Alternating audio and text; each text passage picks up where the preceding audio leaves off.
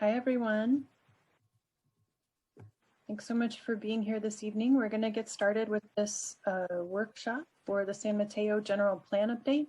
The very first thing I want to do is allow our translators to make an announcement for anyone who's with us that might be interested in using translation during the meeting. So go ahead, please. Maria, do you want to start? Sure. Buenas tardes, mi nombre es María Antonini. Estoy aquí acompañada por mi colega Kimberly Larios y ambas vamos a estar interpretando o traduciendo lo que se dice en este taller al español. Ustedes van a tener un botón en su pantalla que se va a presentar en un momento y lo que tienen que hacer es hacerle clic a ese botón para oír por ese canal la información en español. Bienvenidos y muchas gracias. Thanks, Maria. Maggie or Margaret? Oh, Margaret, you're muted.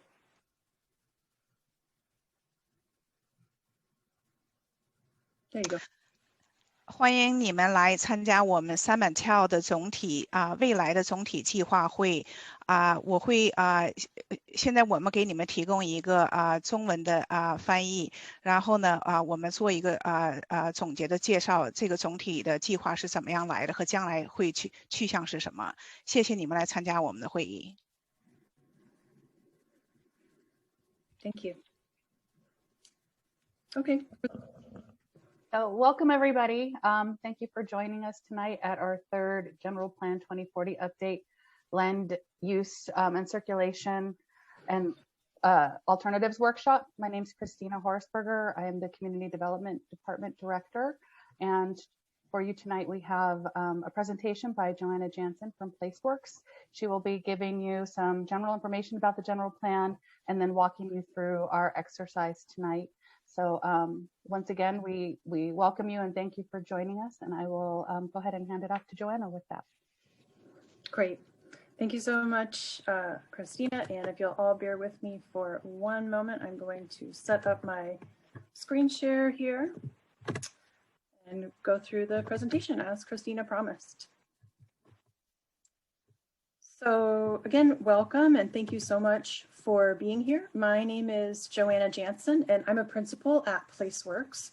We are the consultants leading the city's general plan update consultant team. I'm going to briefly give you an agenda overview for this evening. First, I'm going to start by giving a presentation that explains what the general plan is and what alternatives are, how we got to where we are tonight. After the presentation, we're going to do a poll before questions and answers. Actually, we've got it out of order on this slide. I apologize. We're going to do a poll asking a little bit about who's here with us tonight and how you would describe yourself and what neighborhood you're from. So look for that after this presentation when we've had time for a few more people to join us. Then we're going to have time for you to ask some clarifying questions about the presentation or about this process. And then the majority of our time this evening from about 6:50 until about 8:25 is going to be spent in breakout rooms where you're going to have the opportunity to discuss the alternatives, both land use alternatives and circulation alternatives in some detail and provide us with your feedback about the range of alternatives. And I'm going to explain all of that as we go through this presentation. Then we're going to come back together very briefly a few minutes before 8:30 to hear any additional public comments, wrap up, and adjourn. Today, our goals are to provide an inclusive and informed dialogue about potential future changes in San Mateo. We want to develop with you a shared sense of possibility for the future. We want to give you a chance to review and comment on the range of draft land use and circulation alternatives. And we hope that you will leave here today with an understanding that this is just one step and one source of input into a much larger and longer process. First, what is the general plan? The general plan is a very powerful document because it guides future growth and development decisions. Its chapters or elements that you can see on the left side of this slide cover land use and circulation or transportation in the city, as well as urban design, open space conservation, safety, and other critical issues. The general plan sets the overarching direction of the city, and then this direction is further implemented through specific plans, which are kind of like more detailed general plans for individual areas of San Mateo, as well as by the zoning code, which regulates how buildings, landscaping, parking, and other features are developed on individual sites. The general plan is not the same as the zoning code. The zoning code is an important tool for translating the vision and ideas that are established in the general plan into actual buildings.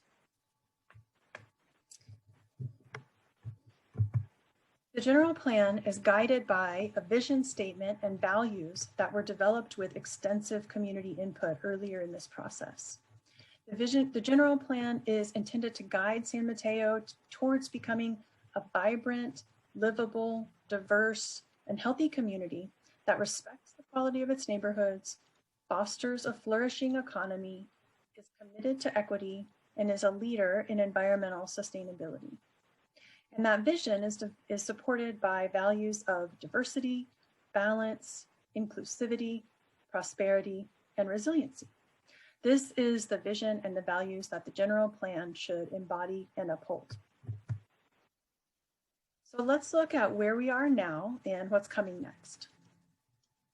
The timeline shows two important and related projects that are happening simultaneously right now in San Mateo. One is the general plan, which we're talking about tonight. That's the orange bar at the top of the slide.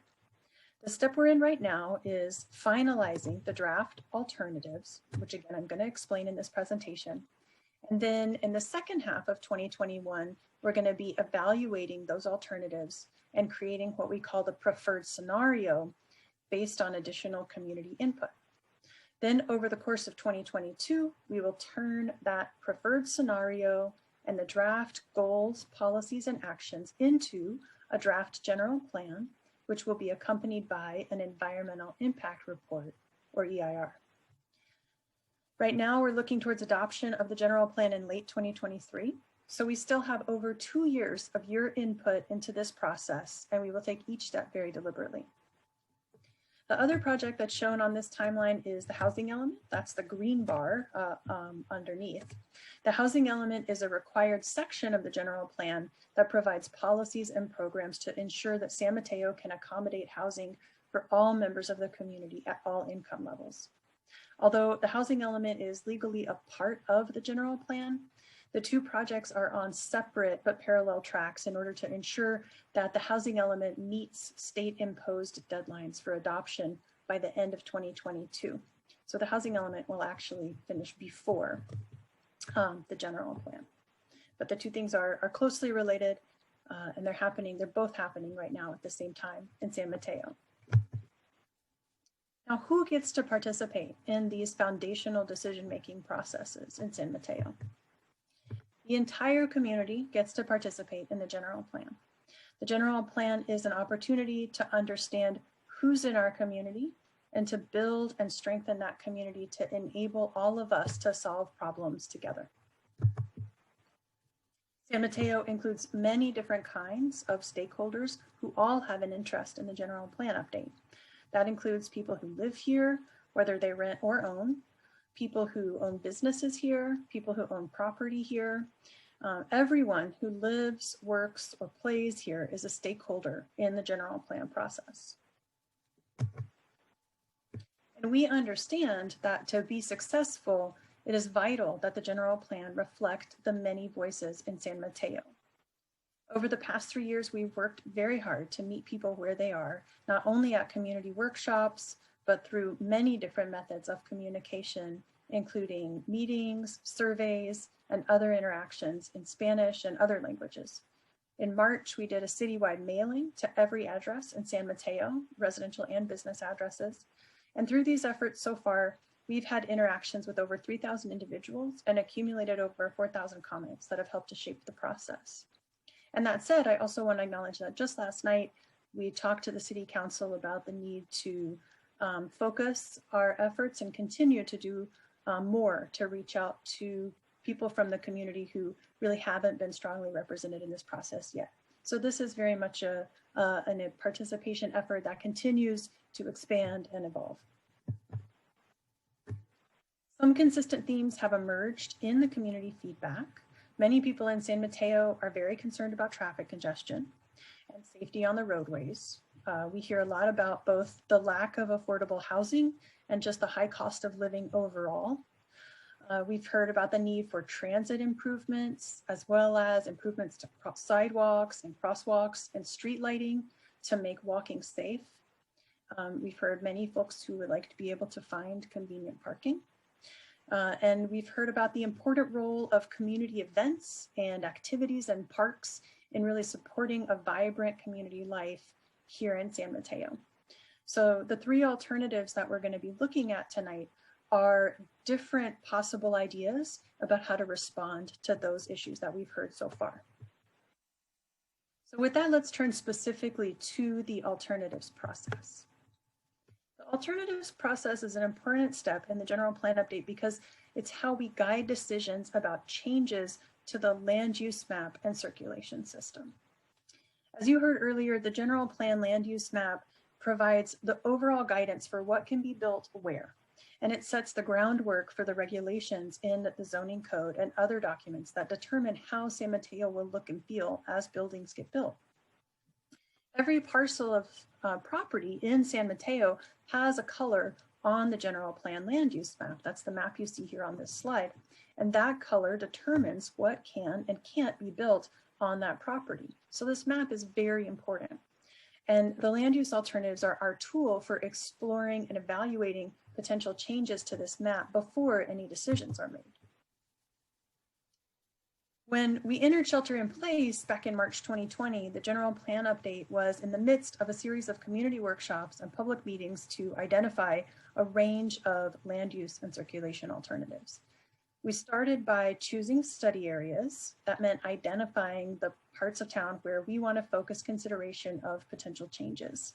The study areas are the places in San Mateo that are most likely to change and or most able to accommodate new development because they have the best access to transportation, services, and infrastructure. After lots of community input over the summer and fall back in 2019, the City Council gave direction on 10 study areas. And then with further community input over fall and winter 2019, we created a range of alternatives for each one of those study areas. And then in spring 2020, we took those three draft alternatives, A, B, and C, back to the community for review. In January 2021, after being on pause due to shelter in place, we went back to the City Council to confirm that those three alternatives remain valid and to get their direction to restart the community input process. So that's why we're here tonight. After looking ahead, the next step is going to be an evaluation that compares these three alternatives. And I'll say more about that evaluation in the next slide. And then based on that evaluation, we'll work through a series of meetings with the community, with the general plan subcommittee, the planning commission, and the City Council to formulate what we call the preferred scenario based on mixing and matching pieces from the different alternatives. And that preferred scenario will then become the basis for revisions to the general plan land use map, as well as the future transportation network. At each step of the alternatives process so far, we've been through a round of community input from workshops like this one, from pop-up events, from online and written comments, as well as input from the general plan subcommittee, the planning commission, and from the City Council. Currently, we're in the process of finalizing the range of alternatives for evaluation, as I mentioned. When we get to the stage of the evaluation a little bit later this year, The evaluation will consider a number of topics that we know are very important to San Mateo stakeholders, including those that are listed on this slide. The evaluation will shed significant light on the pros and cons of each alternative. We're not choosing among the alternatives tonight. That process is going to begin after we've had a chance to evaluate the alternatives and share the findings of that evaluation with you, the community. So no decision on the preferred scenario will be made until this evaluation is complete. So we're here today to get your input on whether this is the right range of alternatives for us to invest time in evaluating. You probably already have reactions to the alternatives and thoughts about what you perceive as the pros and cons of the alternatives. And there's going to be a lot of time for debating those pros and cons in the next stage of the process, when that conversation can be supported by much, much more data from the process of the evaluation. These three maps show the land use alternatives A, B, and C side by side. Don't worry, I know you can't read the maps at this scale. The whole point of the breakout rooms is to go through these piece by piece in much more detail. Right now, I'm just showing you at a very high level to make the point that all three alternatives are based on the same 10 study areas approved by the council. And those are the areas that you see that are colored on these maps. The alternatives explore a range of possible land use changes within the 10 study areas. And areas outside of those 10 study areas are definitely covered by the general plan, and they can and will see some change over the next 20 years. So for example, changes in state law have made it much easier to build accessory dwelling units, or sometimes called in-law units or granny flats. And we expect to see many more new ADUs built in the single family neighborhoods that make up a lot of the white areas on this map. So that's one example of how change might happen during the course of this general plan outside of the study areas. But the study areas are really likely to be the focus of the most significant transformation over the next 20 years. So within the 10 study areas, as I said, we have alternatives with different possible land use categories, and those translate into different potential amounts of residential growth. Alternative A includes about 10,900 new homes within the 20-year life of the general plan. Alternative B includes about 15,800 new homes, and alternative C includes about 20,800 new homes over the next 20 years. As you can see, all three of the alternatives include about 15,000 new jobs, so similar level of job generation. We did ask, our general plan team includes an economist, and we ask our economists to consider potential changes in housing and employment patterns as a result of the COVID pandemic, and whether or not that should affect the numbers that we're projecting here for these alternatives. And based on their analysis, we do still feel that over the 20-year life of the general plan, many other trends and changes and fluctuations will happen. And so by the time we look 20 years out, we think that these are valid benchmarks for a range of possible futures, even though we've experienced a lot of change very recently. And I also want to address some questions about Measure Y up front. Measure Y was passed by voters in November 2020, and it extended height and density limits on new residential development. Measure Y has a sunset date of 2030. And of course, this general plan looks out beyond that sunset date to the year 2040. So some ideas in these alternatives do explore land use designations that would allow buildings with 6 or more stories, especially in study areas 3 and 4 near the Caltrain stations.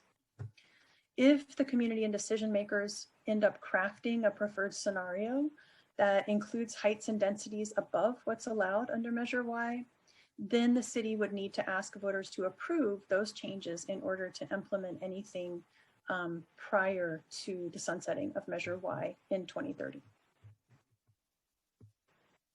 In addition to the land use alternatives, we also have 3 circulation alternatives. These are not broken down by study area because the transportation network needs to be thought of as a holistic citywide system. All of the alternatives assume pedestrian and bicycle improvements that are consistent with adopted city planning documents. And any of the 3 alternatives can be tailored to fit the preferred scenario. So they're named A, B, and C, but they don't have to match up with the land use alternatives A, B, and C.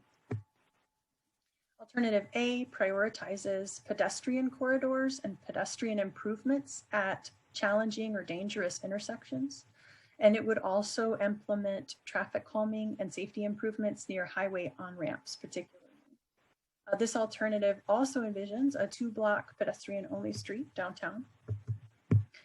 Alternative B is really focused on increasing and improving transit access to and from major destinations in San Mateo, especially by adding east-west transit to the Hillsdale Caltrain station, as well as by prioritizing a dedicated bus lane and other bus-related improvements on El Camino Real.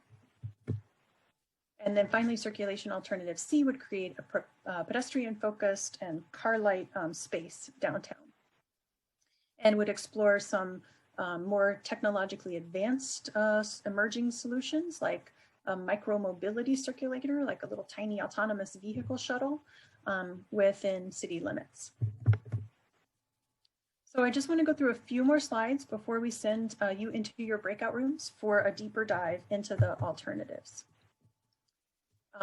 Remember, tonight we're here to get your take on whether this is the right range of alternatives. And so we're asking you if there's any ideas you want to see captured in at least one alternative so that we can consider it in our evaluation. You're going to be put in one of these 5 breakout rooms. Our Spanish speaker will be in breakout room E, and they will cover all 10 of the study areas together with Spanish speaking facilitators and note takers. All other participants are going to be in one of 4 breakout rooms. Don't worry, you don't have to memorize this schedule. We're going to do all the work for you, but I just wanted to show this to you so you have a sense of how things are going to work. During your time in the breakout room, you're going to be joined by a series of facilitators and note takers, and each one of those teams is going to explain a subset of the study areas to you and kind of walk you through them one by one so that you have time in a smaller group setting to absorb that information and offer your ideas. So all you have to do is just stay in one place. The facilitators are going to come to you and they're going to share your screen and show you what you need to understand the material. So let me just go over the breakout room discussion materials briefly so you're a little bit familiar when they start. Your facilitator is going to be sharing their screen so you don't have to do anything, but it's going to be easiest to participate if you are looking at a screen once these breakout rooms start in a few minutes. You're going to be looking at maps of the land use alternatives. And as you can see, these maps use a lot of different colors to express ideas about land use. So let me tell you a little bit about what these colors actually mean. The colors and the land use categories are explained on something that we call the place type menu that has words and pictures to explain what kinds of development might happen corresponding to each one of these colors. And we're going to put a link to the place types menu in the chat for you in your breakout room, and you'll be able to open it for yourself. And this was also provided in the email that went out with the logistics about this meeting. But let's go over it quickly together. The residential categories are yellow, orange, and brown. And with most of these categories, you'll notice that the intensity or the amount of development gets higher with the darker colors. So the lower density is the lighter orange, up to the higher density with the brown, from 1 to 3 stories, all the way up to 8+ stories. So looking at oranges and browns, those are residential colors. Blue is for mixed use. So mixed use means buildings like you see, for example, in a traditional downtown where you might have restaurants or shops on the ground floor and then offices or apartments above in a single building. That's a mixed use building. So blue is mixed use, and light blue means 1 to 3 story buildings. Medium blue is 4 to 7, and dark blue is all the way up to 8+ stories.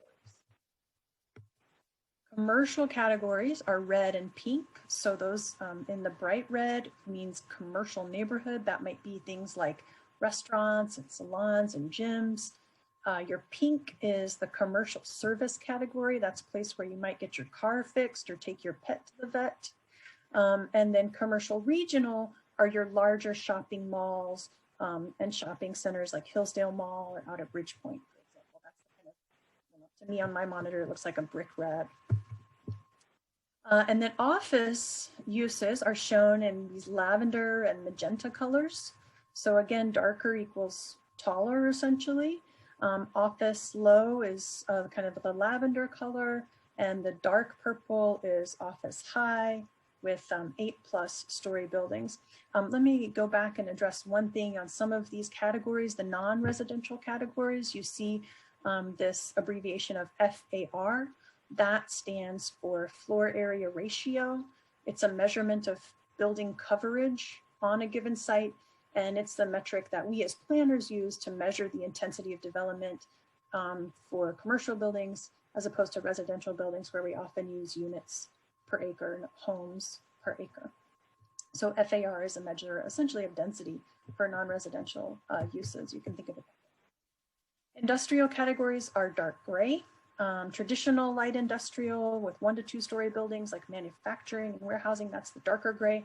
And then the lighter gray is for more research and development types of uses. Those could be buildings of 3 or even more stories that have both offices and also laboratories, maker spaces, or some on-site assembly. And then finally, we do have some categories for parks and open space in green, and the P with the circle, which would often mean like a private open space that could be publicly accessible.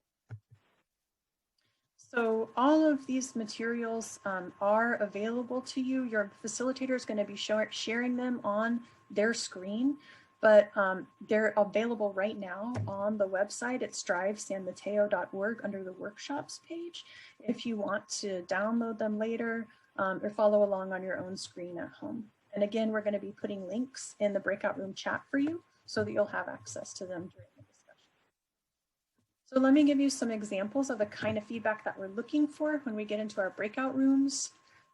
Specific changes to the alternatives are really helpful. If you have ideas about a way that you might like to see a broader or a different range of alternatives in a given study area, that's exactly what we want to hear tonight. So you might say that, you know, this parcel is the same in 2 out of the 3 alternatives, and I think it should be different in at least one of them. Or this study area doesn't include any commercial or any office uses. I'd like to see some research and development or R&D in this study area in at least one of the alternatives. That's really useful feedback. Later, when we come back to you with the evaluation, we're going to be asking for more of the kind of pros and cons feedback, asking which one you like, which one you don't like, what you're concerned about. Oh, that could never work, or that's going to generate too much traffic. All of that kind of debate is going to happen in the next phase of this project. Please, when you get in your breakout rooms, share your ideas by chatting to the chat manager. There's going to be a person from the city in your breakout room named in Zoom chat to me. And so chat to that person. That's who's going to be collecting your comments, because your facilitators and your note takers are looking at their material and they're trying to do their presentation to you, and they're not always able to monitor the chat, but we want to hear from you. So we've got someone designated specifically to receive your comments. That's chat to me. So use that name when you get into your breakout rooms. Finally, if you want to offer additional comments on the alternatives, or you have friends and neighbors who aren't able to be here today, we also have an online survey that's at strivesanmateo.org, where you or them can give input on each individual study area and the circulation alternatives at your own pace and level of detail. If there's just one study area you're interested in, you can go to the survey and respond only about that study area, or you can do all 10 of them. You can spend as much or as little time on this as you want. The survey is going to be live until May 31st. And if you go to strivesanmateo.org right now, it'll be right there on the homepage for you. So finally, just want to encourage respectful and curious conversation during our breakout rooms, and good listening and sharing with each other. We're really grateful to you for sharing your Tuesday evening with us. and sharing your knowledge and your expertise about San Mateo and about your ideas for its future. We value your input very much. And remember, if you do have any additional ideas, please use the survey also at strivesanmateo.org. So with that, before we go into the questions, I do want to pause, and we're going to do the poll that I mentioned. I'm going to stop my screen share for the moment. And then Lindsay is going to go ahead and launch a poll for us to find a little bit about who's here.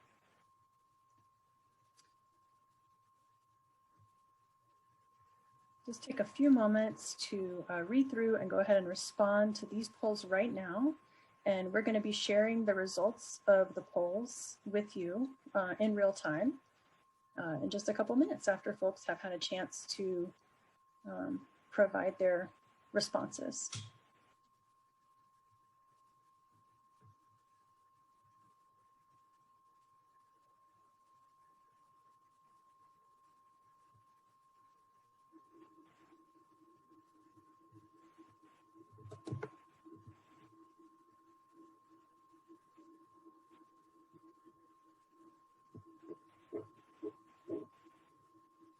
So tonight we're asking some questions about whether or not this is your first time at a general plan event, how you identify yourself and your relationship to San Mateo.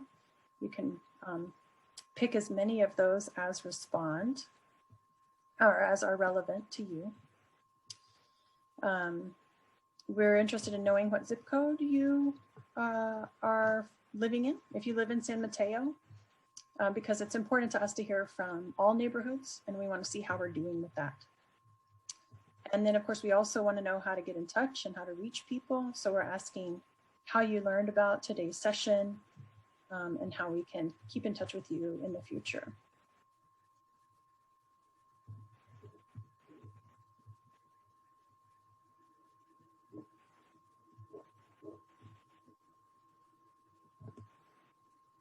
I want to give people a few more minutes because we do still have some people who are responding.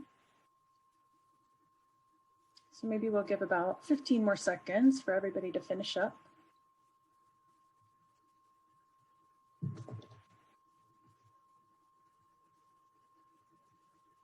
Still have some responses coming in, which is great.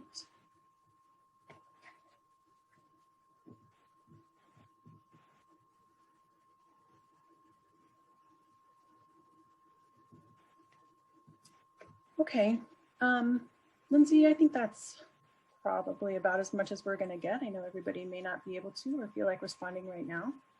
So let's take a look at what we've got. We do have about a third of folks who are coming to their first general plan event, so that's great.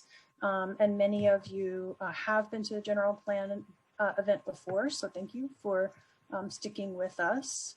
The majority of people here tonight are residents, and of those, a few are renters. Many people own property in San Mateo. 42% of people work here, and another 27% own a business. And then we have some people who are visitors or patronize businesses in San Mateo. 12% represent a homeowners association, and 15% represent some sort of neighborhood group. In terms of San Mateo zip codes, we have the highest representation from 94402 and 94403, as well as folks from 94401, and just one person each who said they're from 94010 or 94404. Thanks for that. That really helps us know who we're reaching and where we can do a better job. And then in terms of learning about today's session, it looks like email newsletters are the top way that people heard and are also the top preference for hearing from us about future events. So again, thank you very much. That's really helpful. We'll take a greater look at these poll results, and they'll be part of the workshop results that we share on the website after this meeting. I'm going to stop sharing them for now. And then just very briefly go back to sharing the screen to let you know how to offer your questions in the chat. I shared a lot of information, and I really want a chance to clarify anything about the general plan or about the alternatives or other questions that you have that we can answer. So we're going to use the chat function for you to submit your questions. You can use the chat button at the bottom of your screen and then choose project questions. That will go to Carrie Stone. And then Carrie will read us your question so that we can respond. So Carrie, please feel free to go ahead and read whenever they're coming in for you. Sure. So the first question is, what does it mean to finalize draft alternatives in 2021? Sure, great question. So in a few minutes, as we go into the breakout rooms, you're going to see the maps with the colors, and you're going to see the circulation maps with the lines on them. And those are still the draft alternatives at this point. But based on your ideas here tonight, as well as other ideas that we might hear as we go through the general plan subcommittee and the planning commission and the city council, we might make some changes to the land use categories, meaning the colors on the map, or the different ideas on the circulation alternatives. And we want to make sure that we're capturing the right range of ideas and getting that all nailed down before we start the evaluation. Once we start the evaluation, we want to know exactly how many units are we evaluating, how many jobs, what different kinds of land uses in which different places. And we don't want to keep tinkering with them because we want to evaluate something that's stable. So that's the step of finalizing them, is making sure that we've got all those colors on the map the way that we want them to be before we begin the evaluation. And that'll happen probably around September of this year. Who came up with the alternatives, and why are there only 3? Sure. So the alternatives were based on a series of public workshops that we had back in 2019. The first step, as I mentioned, was defining the study areas. And then we took those maps of study areas to a community workshop, as well as to an online exercise, and kind of just let people like draw on them. At the community workshop, we used Legos to represent different ideas about types of development or building heights that might go in different places. And we took all of those ideas from the community workshop, as well as input that we got, again, from the general plan subcommittee, the planning commission, and the city council to put all the pieces together into 3 alternatives. And there certainly could be more than 3 alternatives. But in general, I have often found in doing these types of projects that with 3 alternatives, we can set the bookends of a range that's kind of reasonable. So, you know, people with ideas at one extreme can probably see at least some of their ideas represented, and people with ideas at the other extreme also see some of their ideas represented. And then there's, of course, there's a whole universe in between. One thing that we've heard through the general plan process, especially at last night's council meeting, is that we need to do a good job of being very inclusive, including people who aren't familiar with things like city planning or general plans or the zoning code. And when we want to bring people who aren't as experienced in participating into a process like this, the simpler we can keep things, the better. So we want to do a good job and a rigorous analysis, but we also don't want to make things so overwhelming that it's hard to get people together. And we've heard feedback that even the amount of information that I'm presenting to you tonight is already a lot. And so every time we add on to that, it just adds that additional layer of complexity. So 3 seems like a good number where we could capture a broad range of ideas without being too overwhelming or confusing. A related question, is it too late to broaden the range of alternatives, consider a wider range of additional housing? I think if we start to hear that input consistently and strongly, it's definitely something that we're willing to consider. That's part of why we're asking you tonight is, do we have the right range of alternatives? So if you're interested in seeing alternatives that consider that, then a way of providing that input about broadening the range would be focusing on different land use categories in a given study area that would be at the higher end of the residential density range in those residential categories. So you might look for places in the study areas to have more of that brown color on the map, for example, or more of the darker orange color instead of the lighter orange or other types of uses. That would be a way to get the alternatives to look at a higher number of residential units. But again, we're going to be synthesizing the input not only from this one workshop tonight, but also from the other two workshops that we've had in April, from the online survey that I mentioned that's running through May 31st, and then of course from the other meetings with the General Plan Subcommittee and Planning Commission and City Council. But if increasing the range of residential numbers is a strong thread in that, that's certainly something that we want to incorporate as we finalize the alternatives. Can the alternatives be mixed and matched? Yes, absolutely. Thanks for asking. And I realized that I should stop my screen share. The alternatives can be mixed and matched. In fact, that's what I expect to happen. Bits and pieces of the ideas will perform well in the evaluation, or we'll have certain pros that we want to pursue. Other bits and pieces of the alternatives in different study areas will have negative outcomes that we want to avoid. And so I think we will be mixing and matching. And again, in that process of creating the preferred alternative, there's still room to add ideas even at that point, based on what we find in the evaluation. Is there an option to convert commercial and industrial parcels to residential? And what happens to businesses? What happens to those businesses? Right. It's a great question. And it's an important point to bear in mind about the general plan land use map, which is the general plan land use map is kind of the city's opportunity to express what it thinks should be on a given site in the future. Just because the land use map puts a certain color on a given property, it doesn't mean that that property has to redevelop or it's forced to change its use. So let's say that there's a one-story retail building right now, and in the preferred scenario that ends up being colored maybe that orange color for a medium density residential building. That business doesn't have to close, that building doesn't have to get torn down, but that property owner then has the opportunity, if and when they want to redevelop their property, to change the use and replace the business with a residential use. So there's certainly some parcels on these in the study areas and in these alternatives where a change from the existing use is contemplated and would be implied by these colors. And of course, that's a concern for any businesses or owners, tenants even, that are in that space right now. And this is kind of what happens when as properties redevelop over time and as the market kind of seeks to make economic use of properties that are in high demand. Are any single family neighborhoods part of the draft alternatives?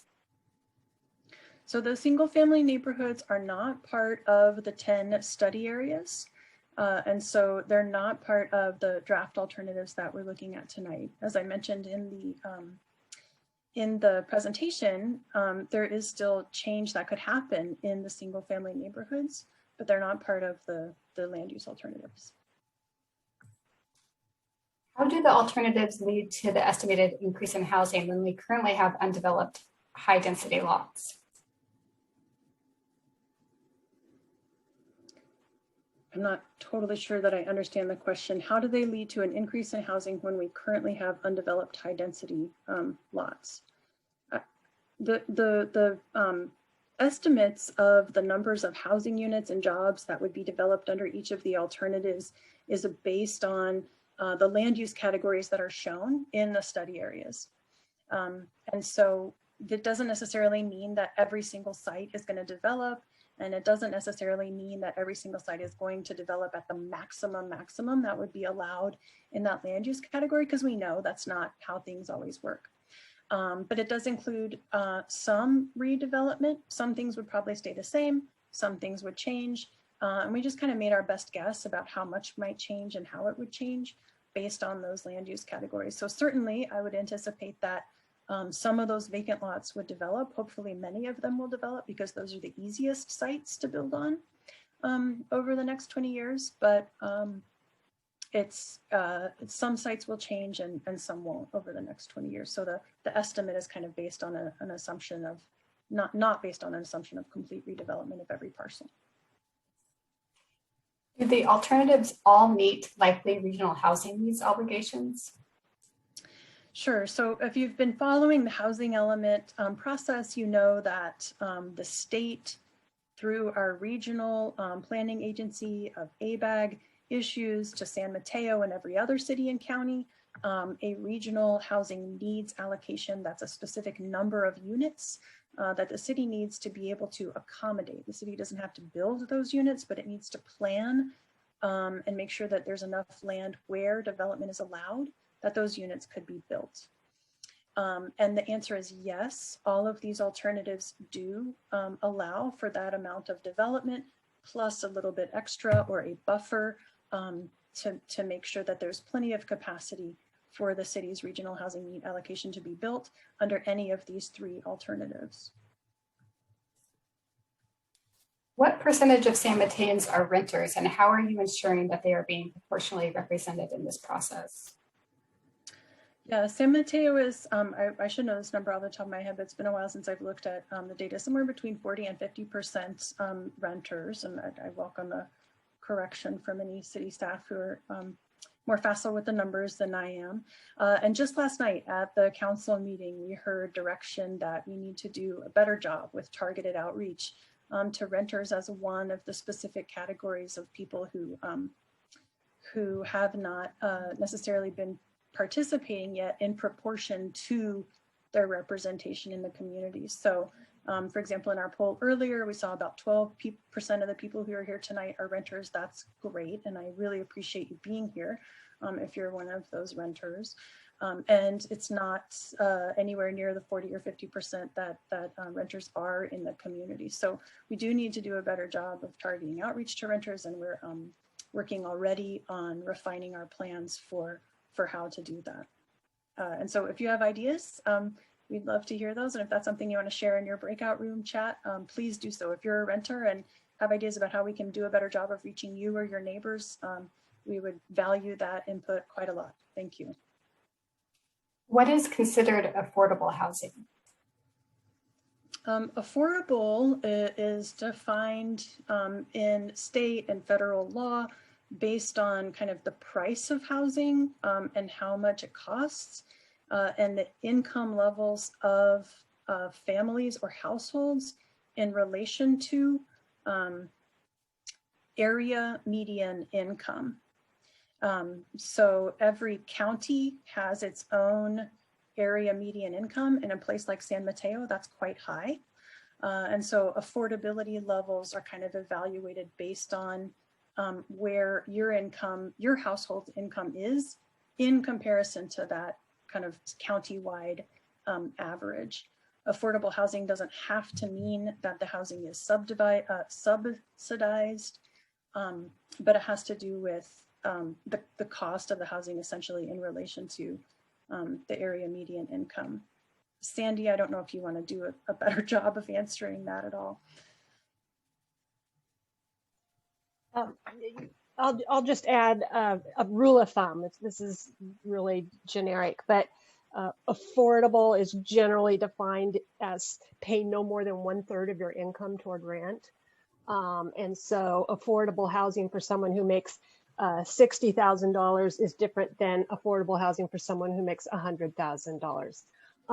So that's just really, really briefly what's defined as affordable housing. And then in our housing element, which is part of the general plan process, we actually need to plan for affordable housing for people along the spectrum, not just one very, very low category, but different incomes up to the median, which is the middle. So I would say affordable housing could be defined as what's affordable for anyone, half the community, anyone who's below the middle. That's an oversimplification. I'm happy to talk to anyone else more detailed. But anyway. Thanks for that, Sandy. If Foster City is successful in appealing their regional housing needs allocation numbers, would those numbers be added to neighboring cities? Sandy, do you want to, I think you're probably more familiar with the process Yes. about RENA allocations. So there's a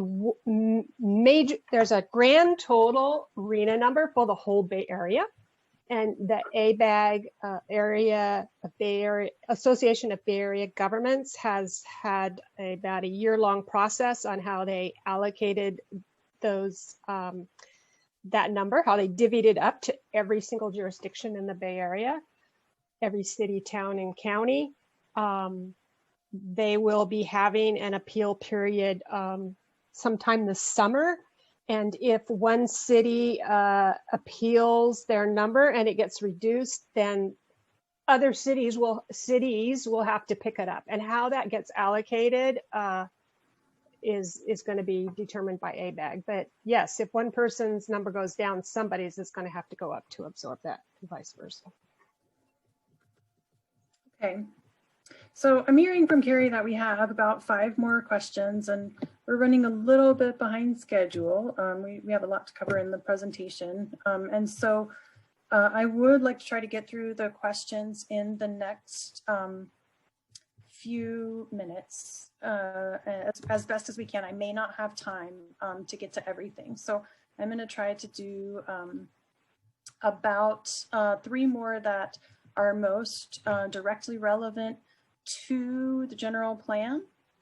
And so let's see here. One is a question about during a time in which global warming is a reality, as well as the fact that California is again entering a season of drought. How do the planners of building San Mateo larger rationalize the allotment of water to all of these facilities?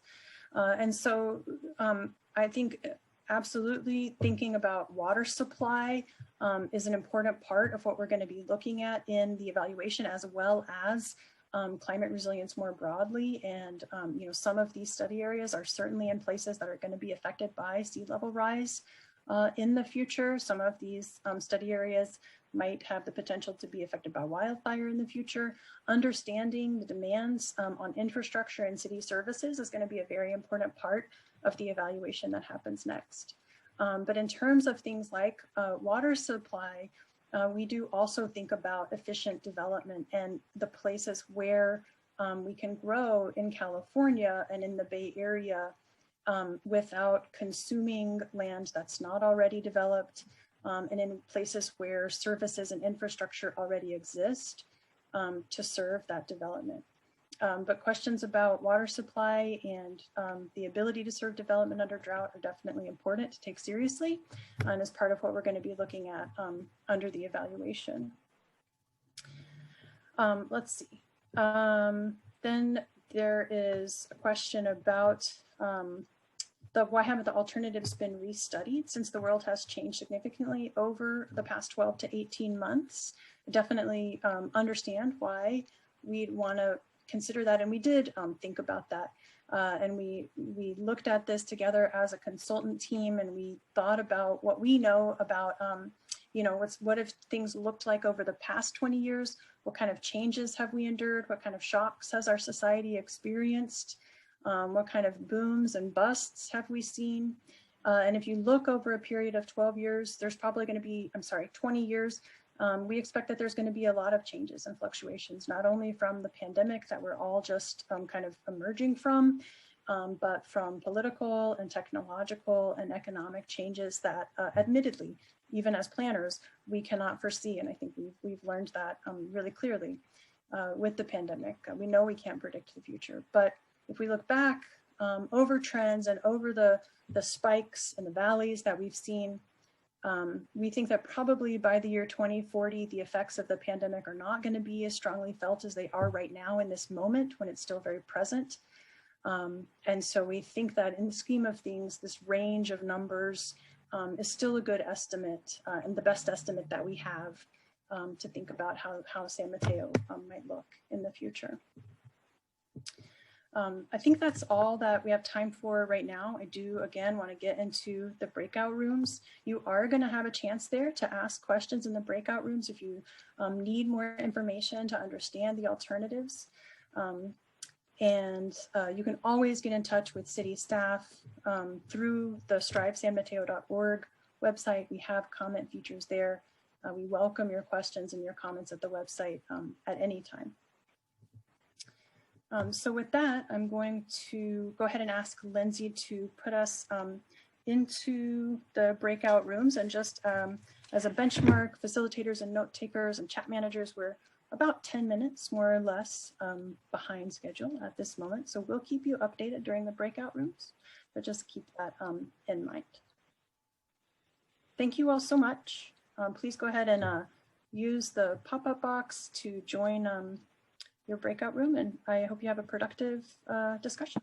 Thank you.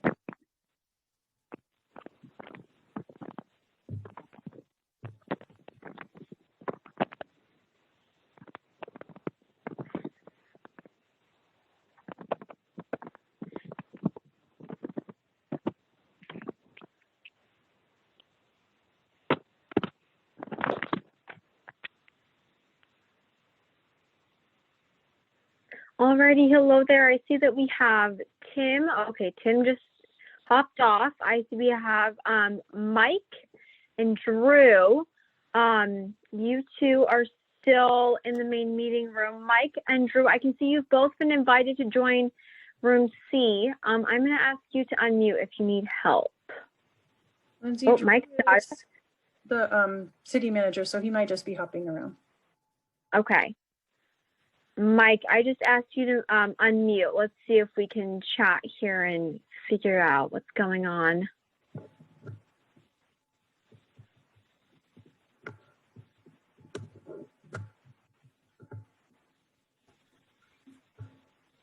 Oh, Mike, I'm sorry. I just unmuted, or I just muted you. You can unmute yourself again. Hi. Hi. Okay, Mike left. Great. Looks like he got into his room. Okay, I think we're good then. Everyone else is place works for interpretation. Great. I was very fortunate to be able to hop in and out of all of the breakout rooms, and I really appreciated the questions and the ideas that I heard being shared there. We got some great feedback. And some really important ideas for being able to refine these alternatives. So thank you very much. I know we've gone a little bit past our stated end time of 8:30, so I really appreciate you sticking with us. We're just going to wrap up here with only a couple more slides to make sure that we all understand what's going to happen next and the next steps. Oh, I did this wrong. I'm sorry. Hang on just a second. I apologize. We are going to be taking your input from tonight, of course, as well as the input from the workshops that we had in April, and synthesizing that with the input from the online surveys. And we're going to take all of that to the general plan subcommittee. So we're going to be having a general plan subcommittee meeting in June. We're going to then go to the Planning Commission in July and the City Council in September. So many of these dates we are still confirming with the body. So please check strivesanmateo.org to confirm the meeting dates. And we'll obviously be posting all of the meeting materials there as well. All of those meetings are open to the public. You're welcome and encouraged to attend. And again, please do feel free to take advantage of the online survey that's up through May 31st. Again, you can find that at strivesanmateo.org. If you have any questions or comments, you can submit them to us at generalplan@cityofsanmateo.org. And again, the website also has a comment or question feature.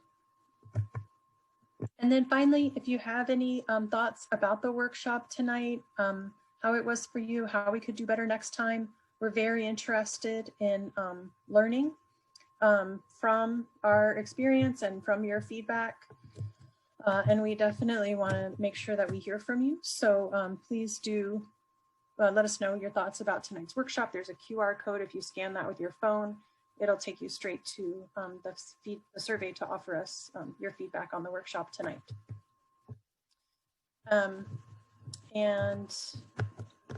With that, we want to let you get on with your evening, and thank you again for your attendance tonight, for your time and your energy, and for all the effort you put into absorbing this information and to sharing your thoughts and ideas with us. It really means a lot to us, and it helps us make the general plan better.